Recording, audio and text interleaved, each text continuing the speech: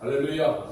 나는 여호와로라 라고 하는 말씀. 오늘 이 출애굽기 6장에 보면 여러 번 반복해서 나는 여호와로라 라고 하나님께서 하는 자신의 이름을 이야기하고 있는 것을 봅니다. 그리고 세상의 모든 종교는 사람 중심입니다. 인간 중심이라고 할 수 있죠. 인간이 그래서 신을 향해 나아가는 그런 몸부림이다 라고 그렇게 말할 수 있습니다. 그리고 그 신을 통하여서 자신이 복과 평안과 행복을 받아 누리기를 원하는 것이죠. 그래서 철저하게 자기 중심임을 볼 수 있습니다. 그러나 기독교는 인간 중심이 아니라 사람 중심이 아니라 하나님의 중심인 줄 믿습니다. 자신의 영광을 위한 목적으로 하나님을 찾는 것이 아니라 하나님의 영광을 위해서 하나님을 찾는 것이죠. 물론 우리가 하나님을 인간이 찾는다고 찾을 수 있는 것은 아닙니다. 하나님께서 먼저 찾아오셔서 자신을 알려주셔야만 찾을 수가 있는 것이죠. 하나님께서 자신을 알려주시는 것을 우리가 신학적으로 이야기할 때에 계시라고 이렇게 이야기합니다. 하나님께서 하나님이 자신이 어떤 분이신지, 하나님이 어떤 분이신지를 나타내 주시는 것, 계시라고 이렇게 이야기하죠. 이 계시라고 할 때에 이 계시는 두 가지로 나누고 수도 있습니다. 하나는 일반 계시입니다. 그리고 하나는 특별 계시로 이렇게 나누게 되어지죠. 일반 계시는 그야말로 자연 만물을 통하여 나타내 주시는 것을 말합니다. 생명의 신비라든지 우주의 그런 광활한 그런 모습과 그리고 우주의 질서, 또한 이 모든 것들을 통하여서 조물주가 있다라고 하는 것, 뭔가 신이 존재한다라고 하는 것을 느낄 수 있고 이렇게 발견할 수 있도록 하는 것이 어떻게 보면 일반 계시라고 이렇게 이야기할 수 있죠.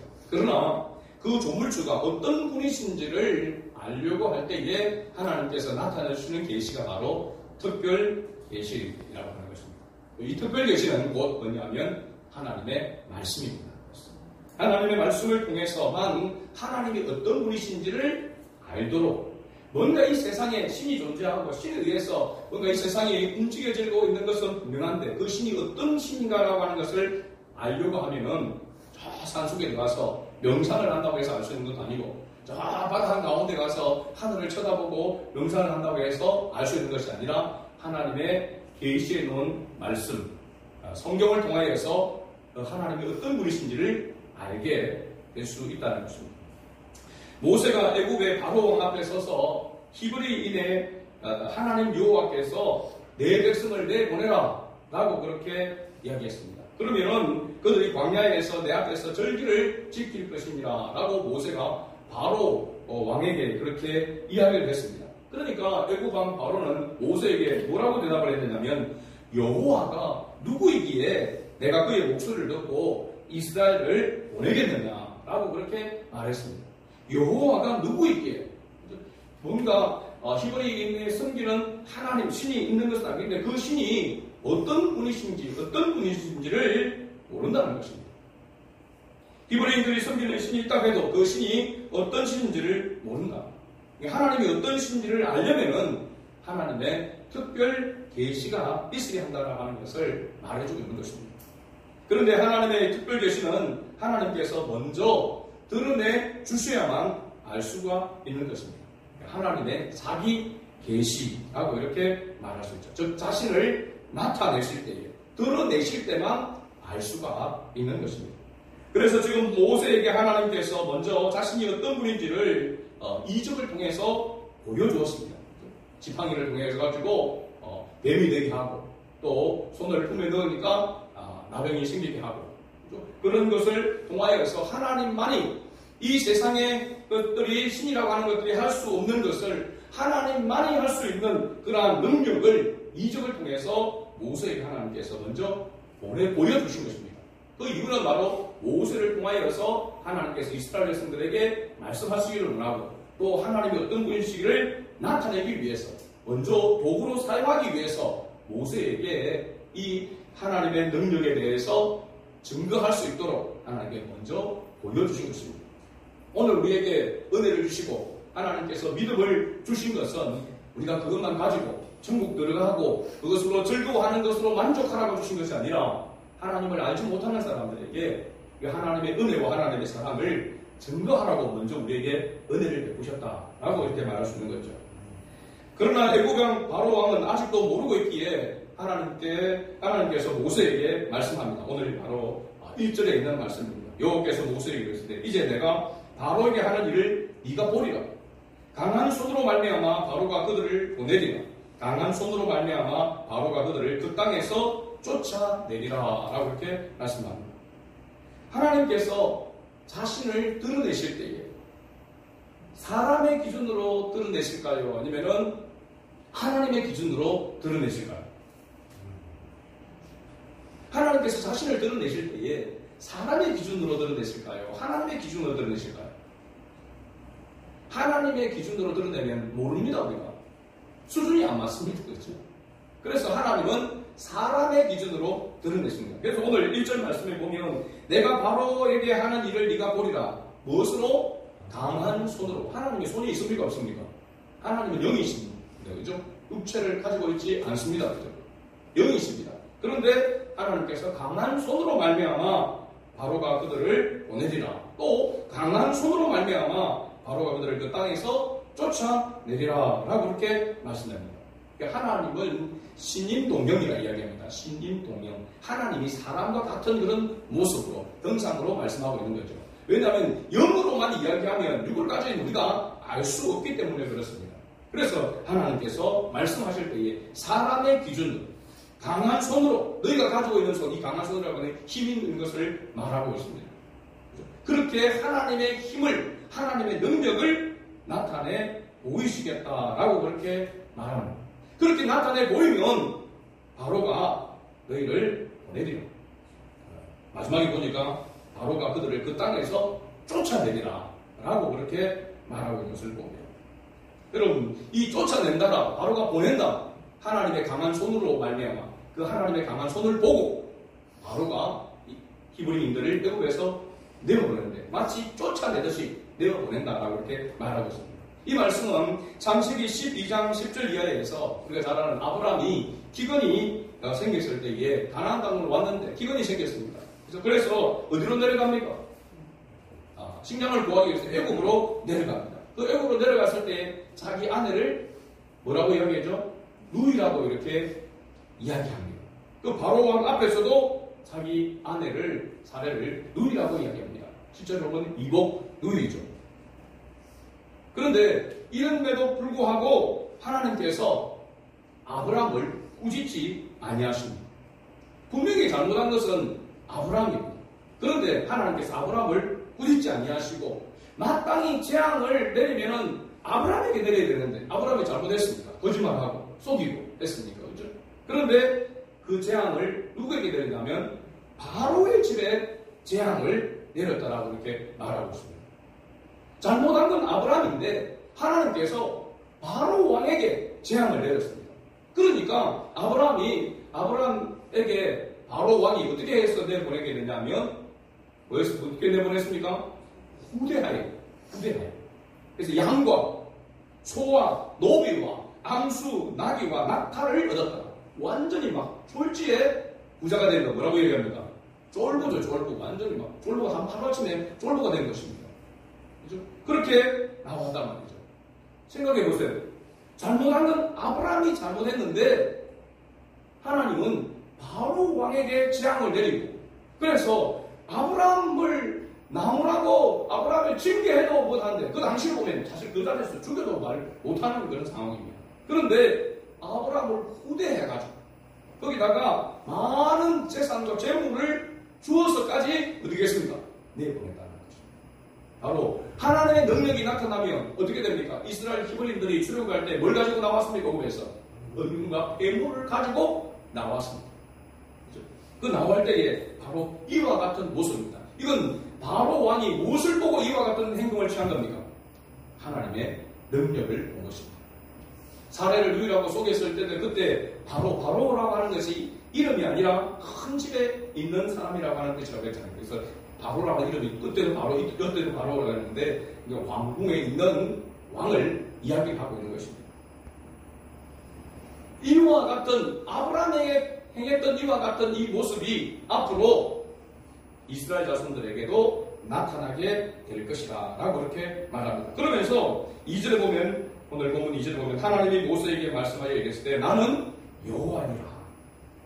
하나님이 어떤 분이신지를 확실하게 바로 보여주시겠다, 나타내시겠다 라고 이렇게 말합니다. 그러면서 3절 이하에 여호와가 어떤 분이신지를 말씀합니다. 3절을 한번 다시 읽어보자. 6장 3절입니다. 내가 아브라함과 이삭과 야곱에게 전능의 하나님으로 나타났으나 나의 이름을 여호와로는 그들에게 알리지 아니하였고, 여기 아브라함과 이삭과 야곱에게 전능의 하나님으로 나타났으나 나의 이름을 여호와로는 그들에게 알리지 아니하였다라고 하는 말은 개인적으로 족장들에게 자신을 나타내셨지만 만군의 여호와, 즉 이스라엘 자손들과 애굽의 바로 왕에게는 자신을 나타내지 않으셨다라고 하는 그런 말입니다. 그리고 여기 그들에게 알리지 아니하였다라고 하는 이 말의 의미는 그냥 단순히 지식적인 알을 이야기하고 있는 것이 아니라 경험적인 알을 말합니다. 그리고 이렇게 하나님께서 자신을 나타내시는 이유를 말하는데 바로 4절과 5절에 기록되어 있습니다. 같이 읽어봅니다. 가나안 땅, 곧 그들이 거류하는 땅을 그들에게 주기로 그들과 언약하였더니 이제 애국 사람이 종으로 삼은 이스라엘 자손의 신음소리를 내가 듣고 나의 언약을 기억하노라. 아멘. 자신은 이미 아브라함과 이삭과 야곱에게 약속한 언약을 기억하고 있기 때문이다 라고 이렇게 말씀합니다. 사실 이 언약을 하나님은 단 한순간도 잊지 않고 계속 기억하고 있었습니다. 그런데 이 언약을 이룰 때가 되었음을 이제 말하고 있는 것입니다. 하나님께서 말씀하시는 건 앞으로 되어져야 될 그 일에 대하여서 말씀을 하게 되어지죠. 그런데 하나님께서 말씀하신 것은 반드시 이루어진다라고 하는 것을 성경으로 증명을 하고 있습니다. 그래서 하나님을 우리가 신실하신 하나님이라고 이렇게 부릅니다. 믿음직한, 온전히 믿을 수 있는 완전하신 하나님으로 이렇게 말하고 있는 것이죠. 그러니까 어떤 방법으로 그러면 이 언약을 이루시겠다고 말씀하고 있는가? 바로 6절과 7절에 기록되어 있습니다. 6절과 7절을 같이 읽어봅니다. 그러므로 이스라엘 자손에게 말하기를 나는 여호와라. 내가 애굽 사람의 무거운 짐 밑에서 너희를 빼내며 그들의 노역에서 너희를 건지며 편팔과 여러 큰 심판들로서 너희를 속량하여 너희를 내 백성으로 삼고 나는 너희의 하나님이 되리니 나는 애굽 사람의 무거운 짐 밑에서 너희를 빼낸 너희의 하나님 여호와인 줄 너희가 알지라. 아멘. 하나님께서는 이스라엘 백성들을 애굽 왕 바로에게서 구원의 뇌물로 여호와가 누구인지를 알게 하시겠다라고 이렇게 말씀하고 있습니다. 철저하게 이스라엘 백성들이 하나님 여호와가 누구이신지를 경험하게 할 것임을 모세에게 약속하고 있습니다. 말로만 아니라 실제로 그들이 하나님이 어떤 분인지를 경험하고 하나님께서 어떻게 택한 백성을 구원해 내시는지를 대하여서 확실하게 보여주고 경험케 해서 하나님으로 하여금 하나님을 믿고 경배할 수 있도록 그렇게 하나님께서 만드시겠다. 그런 하나님이 나는 여호와라 라고 그렇게 모세에게 이야기하고 있습니다. 모세에게 이렇게 말씀하고 있지만 아직까지는 이루어지지 않았고 앞으로 이루어질 것에 대한 약속을 말하고 있는 것입니다. 모세는 이 하나님 여호와의 이 약속을 믿었을까요? 안 믿었을까요? 믿지 않았다라고도 생각할 수 있고 믿었다라고도 볼 수 있습니다. 그런데 믿었다라고 보는 것은 9절 말씀에 보면은 믿지 않았다면 이 말을 하지 않았을 것입니다. 9절 말씀을 같이 읽어봅니다. 모세가 이와 같이 이스라엘 자손에게 전하나 그들이 마음의 상함과 가혹한 노역으로 말미암아 모세의 말을 듣지 아니하였더라. 어쨌든 모세는 이스라엘 자손들에게 말했습니까? 안 했습니까? 말을 했습니다. 전했다라고 이야기하고 있습니다. 믿어서 전했는지 그냥 하라고 하니까 전했는지는 모르겠지만 알 수가 없지만은 어떤 측면을 보면은 믿지 않았다면 전하지 않았을 가능성이 높습니다. 우리가 전도를 해도 내가 믿지 않으면 전하기가 어려운 것입니다. 믿어야 전하게 되는 것이죠. 그렇죠? 그런데 하나님의 말씀은 전하는 거기에 능력이 있는 것입니다. 왜냐하면 복음이라고 하는 그 자체의 능력이 있기 때문에 내가 전하는 나의 능력이 아니라 복음 그 자체의 능력이 있기 때문에 그래서 하나님께서 우리로 하여금 때를 얻든지 못 얻든지 전하라고 이야기하고 있는 것입니다. 그럼 믿게 하는 것은 하나님의 손에 달려있는 것이죠. 하나님의 능력에 달려있는 것입니다. 우리는 내가 믿게 하려고 하니까 아이고 내가 감히 어떻게 내가 이 모습인데 어떻게 전해 라고 이렇게 생각하지만 하나님은 전하라고 이렇게 말하고 있습니다. 모세가 이스라엘 자손에게 하나님께서 그렇게 하시겠다라고 다시 이야기하는 것을 전했는데도 불구하고 이스라엘 자손들은 그들이 마음의 상함과 가혹한 노역으로 말미암아 모세의 말을 듣지 아니하였다라고 했습니다. 그들이 마음의 상함과 가혹한 노역으로 말미암아 모세의 마음을 듣지 아니하였다고 했는데 이스라엘 자손들은 이미 앞에서 모세가 하는 말과 이적을 보고 믿고 머리 숙여 경배하였더라. 여러분 말씀 기억납니까? 바로 출애굽기 4장 마지막 31절 말씀에 그렇게 이야기하고 있습니다. 하나님께서 모세를 통하여서 나타내주신 것 이적, 그죠? 그런 것을 보고 모세가 이야기를 할 때에 이스라엘 자손들은 그 이야기를 듣고 머리 숙여 여호와께 경배하였더라라고 이렇게 이야기했습니다. 그런데 바로 왕이 짚을 주지 않고 벽돌을 이전과 같은 그런 수량대로 만들어내라고 하니까 이스라엘 백성들의 마음이 상하게 되어진 것입니다. 그리고 배나 힘든 노역으로 말미암아 더 이상 모세의 말을 듣지 아니하였다라고 이렇게 말합니다. 우리가 신앙생활을 할 때에 마음이 상할 때가 들어있습니다. 마음이 상하면요, 성도들의 마음이 상하면 말씀이 들리지 않습니다. 그래서 제가 여러분들에게 가끔 이야기합니다. 목회자와 마음이 상하게 되면요, 설교가 전혀 은혜가 안 됩니다. 하나님의 말씀이 하나님의 말씀으로 들리지 않습니다. 사람의 말로 들려주게 되죠. 그래서 상하지 않도록 서로 피차 노력해야 되는 것이죠. 특히 목회자에게 마음이 상하면은 말씀을 들을 때에 자기나 잘하지 이런 속기가 그런 반감이 생깁니다. 그런 좋지 못한 그런 생각이 들어오게 되는 것입니다. 그래서 전혀 은혜를 받지를 못합니다. 하나님의 말씀이 하나님의 말씀에 들리지 않고 사람의 말로 들리게 됩니다. 하나님의 말씀은 안 들리고 사람이 이야기하는 말만 머리에 남게 되죠. 그래서 어떻게 되면 시험에 빠지게 되는 것이죠. 시험에 빠지면 제일 먼저 표정이 여러분 달라집니다. 처음에 표정이 달라집니다. 보면은 얼굴 표정이 말씀을 들을 때도 누구 보자 이런 식으로 표정이 달라집니다. 말이 달라지고 그 다음에 행동이 달라지게 됩니다.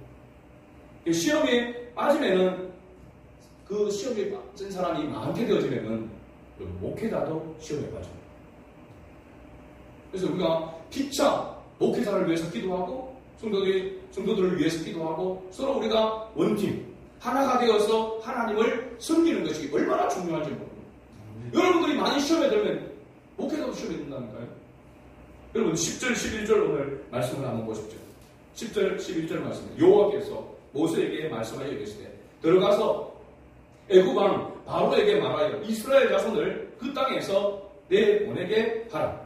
여호와께서 모세에게 말씀하심에도 불구하고 모세는 이렇게 대답합니다. 12절 같이 읽어봅니다. 모세가 여호와 앞에 아뢰어 이르되 이스라엘 자손도 내 말을 듣지 아니하거든 바로가 어찌 들으리까? 나는 입이 둔한 자리이다. 여러분 모세가 하는 이 말이 얼마나 합리적입니까? 요즘 말로 하면 당근이라고 말하는 겁니다. 지금 그죠?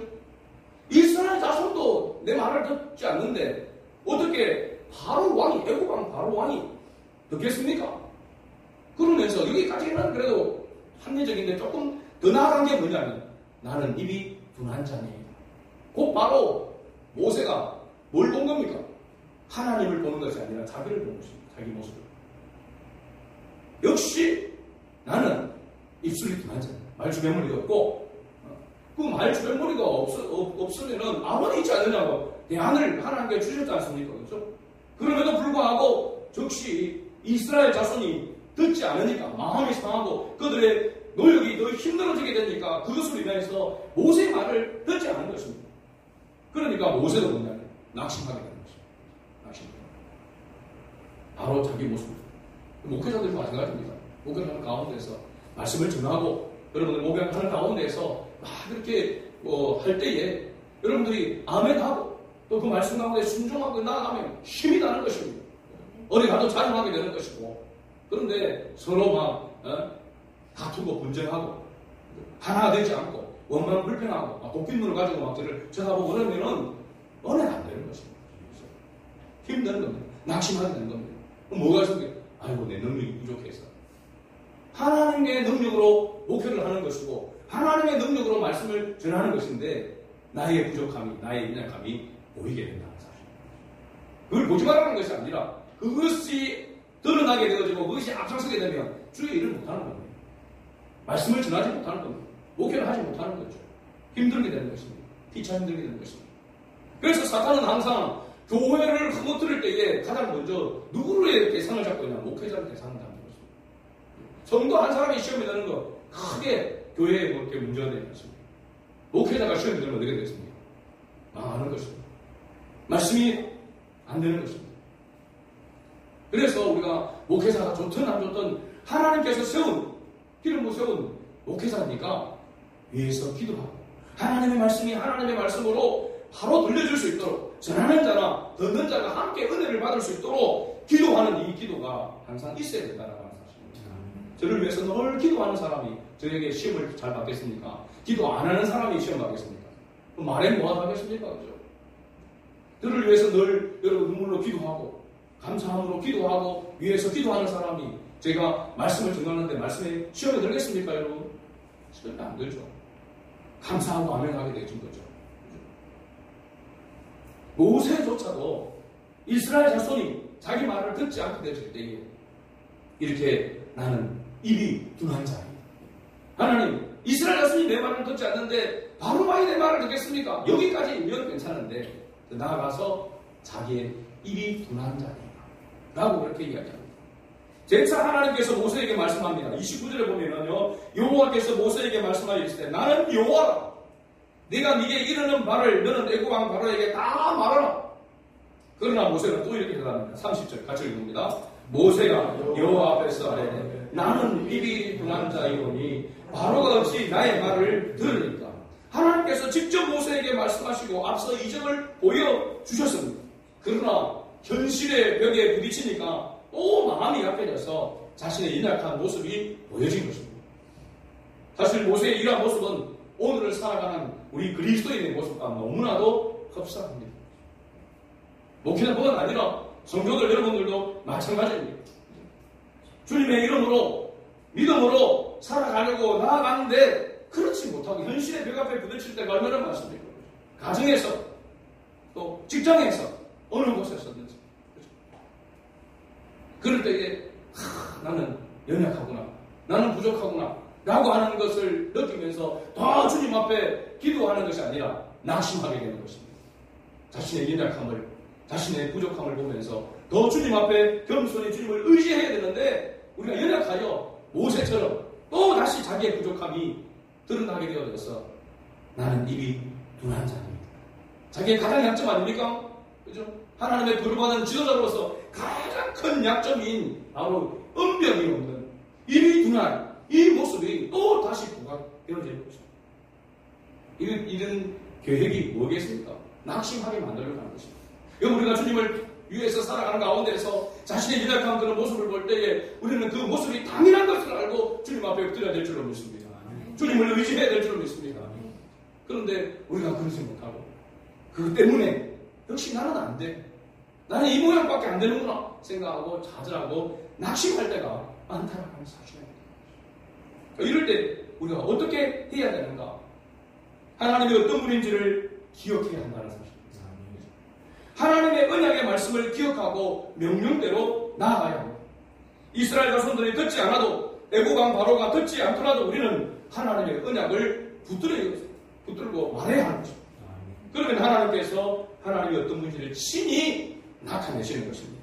모세가 자신은 입이 둔한 자라고 하면서 바로가 어찌 나의 말을 들으니까 라고 이렇게 했습니다. 지극히 당연한 말을 했습니다. 그러나 하나님은 모세에게 이렇게 말씀하십니다. 7장 1절과 2절 말씀을 같이 읽어봅니다. 7장 1절과 2절 말씀입니다. 여호와께서 모세에게 이르시되 올지어다 내가 너를 아론에게 순같이 되게 하였은즉 네 형 아론은 네 대언자라 되리니 내가 네게 명령한 바를 너는 네 형 아론에게 말하고 그는 아론에게 말하여 그에게 이스라엘 자손을 그 땅에서 내보내게 하였으니라. 아멘. 여기 보면 여호와께서 모세에게 이르시되 뭐라고 선포했습니까? 올지어다라고 했습니다. 올지어다. 뭘 보라는 것입니까? 뭘 보게 될 것을 이야기합니까? 하나님의 강한 손이 어떻게 나타나게 될 것인지를 볼지어다 했습니다.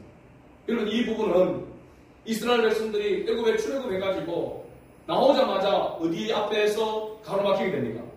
홍해 앞에서 가로막히게 됩니다. 그럴 때에 이스라엘 장로들을 비롯하여 사람들이 모세를 대하여서 원망하게 됩니다. 그때 모세가 하나님 앞에 구합니다. 하나님께서 모세에게 말씀하십니다. 너희는 가만히 있어. 오늘 너희에게 행할 일을 보라고 했습니다.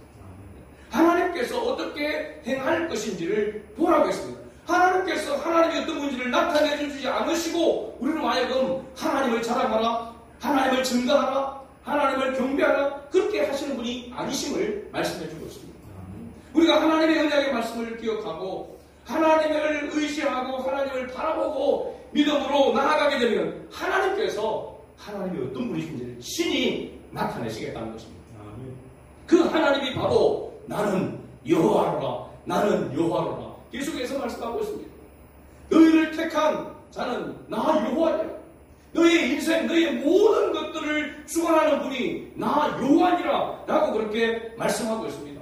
너희가 나의 언약을 기억하고 나의 말씀을 붙들고 믿음으로 선포하고 나아가면 하나님께서 하시는 그 일을 너희가 보게 될 것이다. 여러분, 이렇게 가장 하나님의 능력을 볼 수 있는 것이 바로 전도인 것입니다. 생각해 보십시오.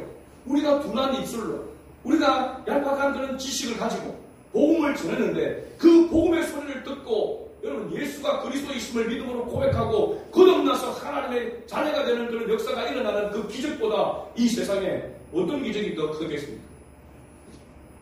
죽은 자가 다시 살아나는 영원히 멸망받을 자가 영원한 생명을 얻도록 역사하시는 그 기적을 베푸시는 그 하나님, 그 하나님의 능력보다도 더 큰 능력이 무엇으로 보여줄 수 있겠습니까?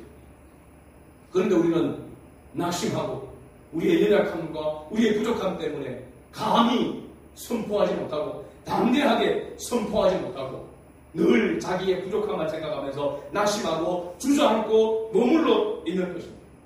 그러니까 뭘 못 보는 겁니까? 하나님의 능력을 보지를 못하는 것입니다. 하나님이 어떤 분이신지를 보지를 못하는 겁니다. 여러분, 우리가 우리의 삶이 녹록지 않고 여러 가지 그런 모양으로 우리에게 힘든 그런 부분들이 분명하게 있지만은 여러분 그때마다 우리가 낙심하지 아니하고 하나님의 말씀을 붙들어야 될 줄로 믿습니다. 하나님의 말씀을 붙들고 믿음으로 우리가 인내하며 나아가면 하나님은 반드시 하나님의 어떤 분인지를 나타내신다는 사실입니다. 하나님의 능력을 보여주시는 것이죠. 하나님이 어떤 분인지를 경험하도록 하나님 만드시는 것입니다. 왜 오늘날 많은 성도들이 교회 안에 있음에도 불구하고 하나님에 대하여 확신을 가지 못하고 믿음에 대한 확신을 가지 못하고 복음의 능력 가운데 나아가지 못합니까?